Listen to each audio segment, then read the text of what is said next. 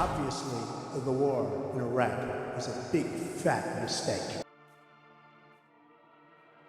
Hey Internet friends, how many times will Americans fall for the deception? That's the question on my mind as I replay the events of the last 24 hours. Last night, President Donald Trump announced that the United States had struck 3 Iranian nuclear facilities, calling it Operation Midnight Hammer, using B-2 bombers and Navy submarines which dropped bomber-buster bombs and launched Tomahawk cruise missiles at these facilities, which Trump claimed was a successful targeted strike, rendering these locations useless for producing nuclear warheads. Last night, Trump told the nation that this was a historic moment and he'd halted any and all Iranian nuclear threats, calling them the world's #1 state sponsor of terror, even though the CIA has been arming and funding Middle Eastern terrorists since the 1970s. Let's listen in on Trump's address. Maybe some of you haven't seen it. It was aired pretty late last night. A short time ago, the U.S. military carried out massive precision strikes on the 3 key nuclear facilities, a stop to the nuclear threat posed by the world's #1 state sponsor of terror. Iran's key nuclear enrichment facilities have been completely and totally obliterated. And I want to just thank everybody, and in particular, God. I want to just say, we love you, God, and we love our great military. Protect them. God bless the Middle East. God bless Israel, and God bless America. Thank you very much. Thank you. Do we have a hostage crisis behind him? Why are they all looking like that? Anyway, just like how Israel attacked Iran, initially firing the first shots, then declaring a state of emergency and telling evangelical Christians to pray for them, the U.S. dropped these bombs on Iran without first being attacked by Iran, then told Iran to make peace, warning that further attacks could target remaining sites if Iran retaliated. Iran said that they moved the uranium from those facilities weeks before the attack, so it doesn't matter that they're now a parking lot because nothing was there anyway. Who even knows what's true and what isn't at this point, or if this whole thing is a wag the dog sort of show? Iran said that the strikes were in violation of international law and the UN Charter, and that, quote, Iran reserves all options for a response, end quote.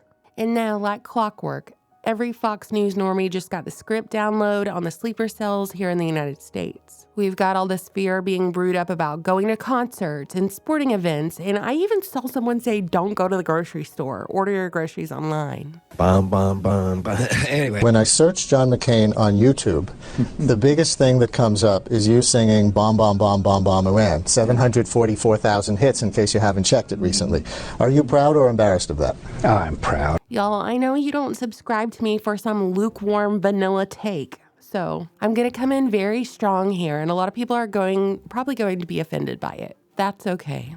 I'm not kidding you. I've had Israeli Fox News pundits in my comment section calling me a jihad apologist. And then other comments from people in a certain country saying, oh, Iranian women have to cover their hair and they're going to be stoned if we don't go in and liberate them. Honestly, I don't care. It's none of my business what you do in your country, especially if you're not attacking me. No Iranian ever has tried to MK Ultra an entire schoolyard with LGBTQ XYZ sex change propaganda. They've never tried to legislate compulsory vaccination programs, or they've never printed money at an unprecedented rate so that it's hard for everyday people to buy groceries. Iranian women can vote, they can go to college, earn an income for their household, hold public office, drive. Doesn't Saudi Arabia have not so nice laws for women too? Yet they're our ally. Pakistan, last time I checked, wasn't a great place for women. Yet they have a nuclear program that's A-okay with everybody. You can't be the world's police when the United States of America has a dollar that is worth less and less every week.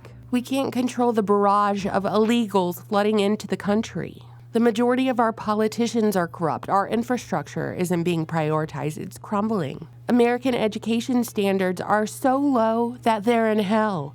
And our food and water is poisoned, but somehow bombing Iran is priority here. The biggest reality breakdown is somehow there's always enough money for endless war. The fact is, the United States has been engaged in military operations in the Middle East for over 4 decades. What has it gotten us? How long will Americans fall for the terrorist boogeyman storyline? We're told they chant death to America, but our politicians welcome their displaced persons and refugees after we bomb their country. After we've bombed their country and we've actually given them a reason to hate us. And these politicians are happy to put them in your neighborhood. I repeat, this is the United States. This is Michigan, just some weeks ago. Do you think this spectacle is going to look any less bleak after we escalate with Iran and these people they paint as terrorists are now poor refugees that need homes, and we have to make room for them in our cities because their homes have been bombed to oblivion? The latest update is that Iranian parliament has voted to close the Strait of Hormuz. This particular strait handles about 20% of the global oil and gas trade, which means gas prices are going to go up for all of us. We'll see if they actually do it, if they actually close it. I don't know.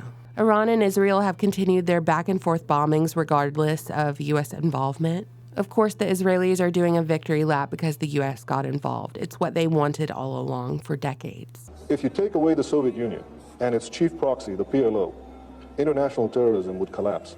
If you take out Saddam's regime, I guarantee you that it will have enormous positive reverberations on the region. Obviously, we'd like to see a regime change, at least I would, in Iran, just as I would like to see in Iraq. The question now is a practical question. What is the best place to proceed? It's not a question of whether Iraq's regime should be taken out, but when should it be taken out? It's not a question of whether you'd like to see a regime change in Iran, but how do it... Are there any other nations that you would recommend that the United States launch preemptive attacks upon at this point? The answer is categorically yes. The two nations that are vying, competing with each other, who will be the first to achieve nuclear weapons, is Iraq and Iran. But a third nation, by the way, is Libya as well. Libya is trying very rapidly to build an atomic bomb capability. So you have here now three nations. All stand together to stop Iran's march of conquest, subjugation, and terror. I'm just stating the obvious. It's going to get worse. It's going to escalate. The Israelis are calling for Iranian regime change, which deflects from ousting Netanyahu. The American Pope is even urging de-escalation. Some of the U.S. lawmakers are questioning the legality of the strikes, especially without congressional support. Thomas Massie, in particular, has been very outspoken against U.S. involvement. And I gotta say, his outspokenness doesn't seem to just be tied to partisan blather. And the notion that this isn't an act of war, I find ludicrous. This is a hot war. There are two nations, Israel and Iran, trading volleys of missiles every night, every day, and we're co-belligerent now in this war. 3 bombings to neutralize Iran may turn out to be the 2025 version of 2 weeks to slow the spread.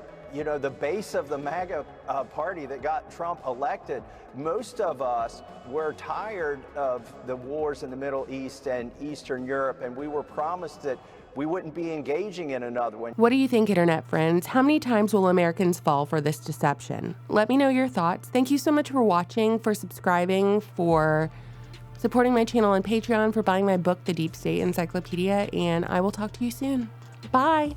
Obviously, the war in Iraq is a big, fat mistake.